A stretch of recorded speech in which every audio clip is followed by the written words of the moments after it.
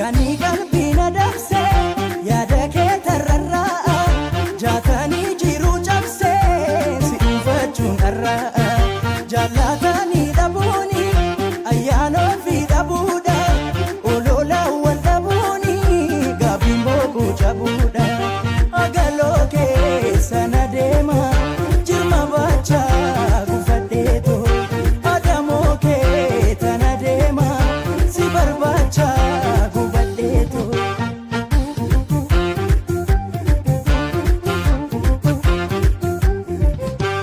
Guyyaa jirra jirtuu kabajamtoonni fi jaartamtoonni maatiiwwan hundi HD hundi keessan nagaa fi kabajaan kiyya bakkuma jirtanitti sinaa qaqqabu siniin jecha warroonni toora YouTube chaanaalii kanaaf immoo haaraa taatan toora YouTube chaanaalii kana subscribe godhaa akkasumas immoo viidiyoo kana like gochuudhaan jalqabaa siniin jenna jechuudha.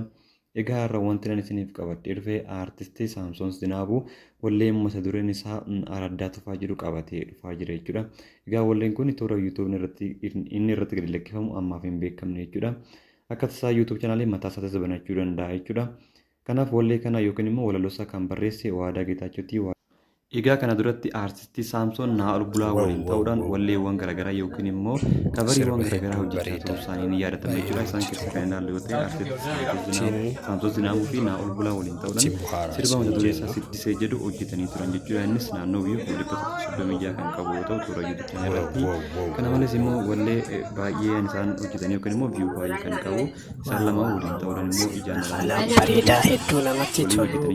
Innis immoo Komishanii kan qabu jechuudha yookiin immoo toora YouTube chaanaalii Tasfaa Picture jedhu irratti gadi lakkifameera jechuudha. Kana malees immoo Siddisee kan jedhullee hojjetanii turan innillee view naannoo 100,000 wayii kan qabudha jechuudha. Egaa walleen ammaa kun immoo irra caalatti naannoo view miliyoona hin gala jedhamee eegamaa jira jechuudha. Kanaaf hundi keessanuu walleen kun akkuma inni gadi lakkifamee deematii YouTube'icha subscribe godhaa akkasumas immoo viidiyoo sana like godhaa yookiin immoo sirbicha like godhaa isin jenna jechuudha. Waan nu dhaggeeffattaniif galatooma. Si dhuunfachuun yani qalbiina dabse yaada kee tararraa jaatanii jiru cabse si dhuunfachuun dharraa jaallatanii dhabuuni ayyaanoo fi dhabuudha olola wal dhabuuni gaabiin boquu jabuudha agaloo keessa na deema jirma bachaa gufadheeto adamoo kee tana deema si barbaacha gubadheeto.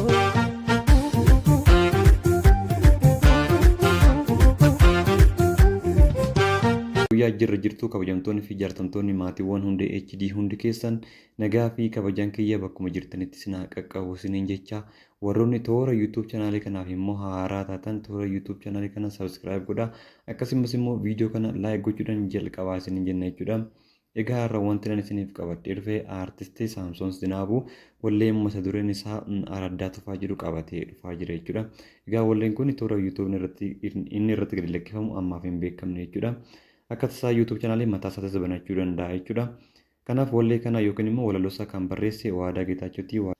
Egaa kana duratti aartistii Saamsoon Naa'ol Bulaa waliin ta'uudhaan walleewwan garaagaraa yookiin immoo kabariiwwan garaagaraa hojjechaa turuu isaanii ni yaadatama jechuudha. Isaan keessaa kan ilaallu yoo ta'e aartistii Saamsoon Zinaabuu fi Naa'ol Bulaa waliin ta'uudhaan sirba mata duree isaa Siddisee jedhu hojjetanii turan jechuudha. Innis naannoo biyyuu 136 kan qabu yoo ta'u toora YouTube chaanaalii irratti.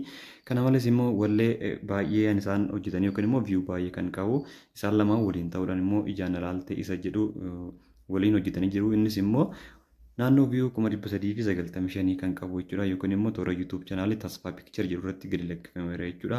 Kana malees immoo Siddisee kan jedhullee hojjetanii turan innillee view naannoo 100,000 wayii kan qabudha jechuudha. Egaa walleen ammaa kun immoo irra caalatti naannoo view miliyoona hin gala jedhamee eegamaa jira jechuudha. Kanaaf hundi keessanuu walleen kun akkuma inni gadi lakkifamee deematii YouTube'icha subscribe godhaa akkasumas immoo viidiyoo sana like godhaa yookiin immoo sirbicha like godhaa isin jenna jechuudha. Waan nu dhaggeeffattaniif galatooma. Si dhuunfachuun